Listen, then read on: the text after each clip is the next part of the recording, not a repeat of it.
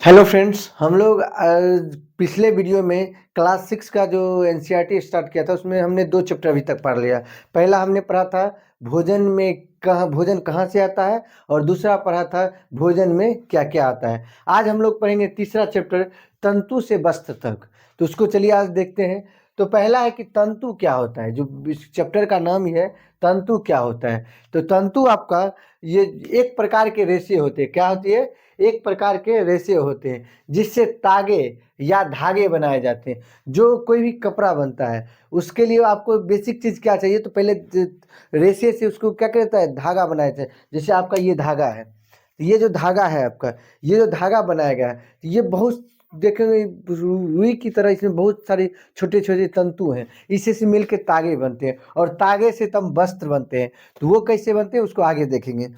तो क्या है, तंतु एक प्रकार के रेशे होते हैं जिससे तागे या धागे बनाए जाते हैं।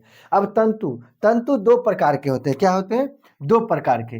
पहला होता है आपका प्राकृतिक तंतु और दूसरा होता है संश्लिष्ट तंतु। इसी को कृत्रिम तंतु भी कहते हैं। तो प्राकृतिक तंतु क्या होता है? जो तंतु पादप या जंतुओं से प्राप्त होता है। क्या होता है? जो तंतु पादप तथा पादप या जंतुओं से प्राप्त होते हैं प्राकृतिक तंतु कहलाते हैं। क्या होते हैं? तो जो पादप और जंतुओं से प्राप्त होते हैं। तो पादप से क्या क्या प्राप्त होती है? तो पादप से हमें कपास, रुई, जूट, पटसन, ये सभी हमको किससे मिलती है? पादप से। और जंतु से क्या मिलती है? तो जंतु से हमें ऊन और रेशम। ऊन जो बेसिकली मिलती है वो भेड़, बकरी, याक, खरगोश, ये सब से हमें क्या मिलती है? ऊन। और रेशम जो मिलती है, ये रेशम की कीट, ये पाला जाता है और ये इससे निकाला जाता है क्या? रेशम निकाला जाता है। अब आता है संश्लिष्ट तंतु। ये क्या होती है? तो रासायनिक पदार्थ के द्वारा बनाए गए तंतु को क्या कहते हैं? संश्लिष्ट तंतु कहते हैं। जो रसायन पदार्थ के द्वारा बनाया जाता है, जो फैक्ट्रियों में बनाया जाता है, तो वो क्या होती है? संश्लिष्ट तंतु। जैसे पॉलिस्टर, नायलॉन, एक्रिलिक, संश्लिष्ट तंतु के ये किसके उदाहरण है? ये संश्लिष्ट तंतु के उदाहरण है। अब हम लोग समझते हैं कपास की फसल ये क्या होती है। तो काली मृदा यानी कि काली मिट्टी तथा उष्ण जलवायु, अमूमन जो कपास की जो खेती होती है या तो काली मिट्टी और उष्ण जलवायु, मतलब क्या, गर्मी वाले क्षेत्रों में होती है। तो कपास के फसल पादप के फल वापस गोलक पूर्ण परिपक्वन, मतलब क्या, पूर्ण रूपेण से जब कपास की जो गोलक होती है वो जो पक जाती है, उसके बाद कपास बलों से कपास को हस्तचयन, मतलब क्या, हाथ के द्वारा उसको निकाला जाता है। अब उसको किस तरह से किया जाता है? उसको कहते हैं, उस विधि को कपास ओटना। ओटना नहीं, ये जैसे दूध को ओटते हैं वो नहीं, ओटना। ओटना मतलब क्या? हटाना। तो कपास से बीजों को कंकटन द्वारा पृथक किया जाता है। इस प्रक्रिया को क्या कहते हैं? कपास ओटना। मतलब क्या, उसको हाथों से क्या होता है, एक एक जो उसमें जो बीज रहती है उसको निकाला जाता है। इस विधि को क्या कहते हैं?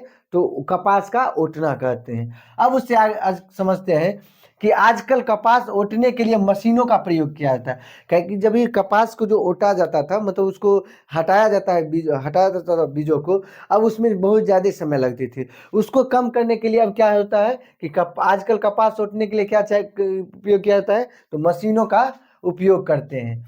पटसन तंतु को पटसन पादप के तने से प्राप्त किया जाता है। अब ये क्या है? तो पटसन आप देखते होंगे, पटसन वो एक तरह का, इस तरह का डंठल होता है और उससे क्या होता है, गांव घर में इसको पटुआ कहा जाता है। उससे उसको क्या कहता है, इसके जो ऊपर में जो इसका जो ऊपर में एक परत जम जाती है, इसको छिलका कहते हैं, उसको खींच के निकाल दिया जाता है। इसको बहुत दिन तक पानी में भिगोया जाता है, उसके बाद उसको निकाला जाता है पटसन को।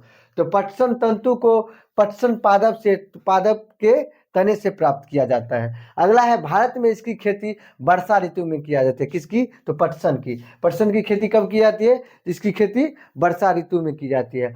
भारत में पटसन को प्रमुख रूप से पश्चिम बंगाल का, पश्चिम बंगाल, बिहार तथा असम में उगाया जाता है। ये वर्षा वाले क्षेत्र है, तो यहाँ क्या उगाया जाता है? यहाँ उगाया जाता है पटसन का।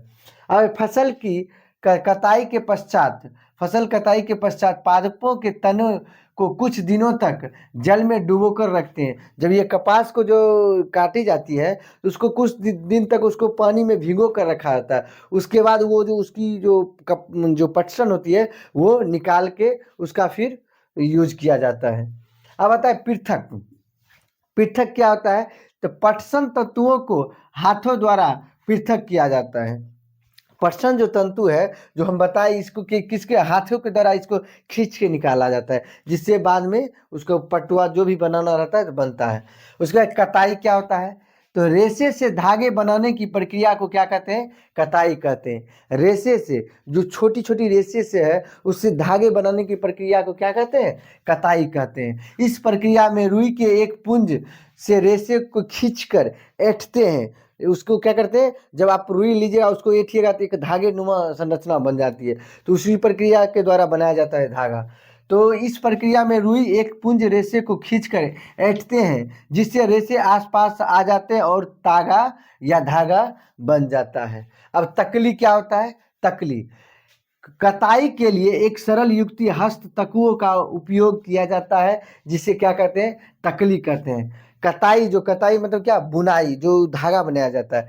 कताई के लिए सरल युक्ति हस्त तकुओं का उपयोग किया जाता है। किसका प्रयोग किया है? हस्त तकुओं एक उपयोग करने की विधि है। हस्त तकुओं का उपयोग किया जाता है, जिसे क्या कहते हैं? हम तकली कहते हैं। उसके बाद आता है आपका चरखा। चरखा, गांधी जी का चरखा तो बहुत फेमस है। तो चरखा, तो हाथ से प्रचलित कताई में उपयोग होने वाली एक अन्य युक्ति चरखा है। चरखा को आप देखते होंगे, गांधी जी अक्सर इस पे बैठे मिलेंगे। इस तरह से रहता था और यहाँ उसको घुमाने वाला रहता था, और इसको गांधी के जी के लेकर ये ज़्यादा फेमस है।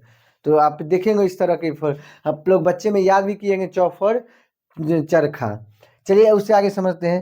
तागे की कताई का कार्य कताई मशीनों की सहायता से की जाती है। तागे की जो कताई की जाती है वो किसके द्वारा किया जाता है? तो कताई मशीनों की सहायता से की जाती है। पहले ये हाथों से की जाती थी। अब है तागे से वस्त्र बनाने की विधि। अब तागे तो बन गया, यानी कि धागा तो बन गया, अब वस्त्र कैसे बनता है तो उसको देख लेते हैं। तागों के दो सेटों को आपस में व्यवस्थित करके, क्या? उसको व्यवस्थित करके, जैसे ये शर्ट बना है, इसमें गौर से अगर देखिएगा, इसमें बहुत सारे तागे को व्यवस्थित करके बनाया गया है। तो तागे के दो सेटों को आपस में व्यवस्थित करके वस्त्र बनाने की प्रक्रिया को बुनाई कहते हैं। क्या कहते हैं? बुनाई कहते हैं। तो ये तागे में ही बुनाई, तागे का जो वस्त्र बनता है वो बुनाई और बंधाई से बनता है। कैसे बनता है? बुनाई और बंधाई। और बुनाई क्या होता है? तो तागे के दो सेटों को आपस में व्यवस्थित करके वस्त्र बनाने की प्रक्रिया को क्या कहते हैं? बुनाई कहते हैं। बुनाई दो प्रकार से की जाती है। कैसे? तो हाथों और मशीनों द्वारा। बुनाई कितने तरीके से की जाती है? दो तरीके, हाथ से भी और मशीन से भी। अब देखिए कपास किस तरह से वो वस्त्र तागे बनता है। तो कपास गोलक को क्या करते हैं? ओटते हैं। ओटते मतलब क्या? बीजों को अलग करते हैं। उसके बाद बीजों को अलग करके क्या बनता है? रेशा बनता है। रेशे को कताई द्वारा क्या बनाया जाता है? धागा बनाया जाता है। और धागे से क्या बनाया जाता है? वस्त्र। बुनाई और बंधाई के द्वारा क्या बनता है? तो आपका वस्त्र तैयार होता है। तो आज के वीडियो में बस इतना ही। मिलते हैं नेक्स्ट वीडियो में। अगर वीडियो अच्छा लगे तो वीडियो को लाइक और चैनल को सब्सक्राइब कीजिएगा। धन्यवाद।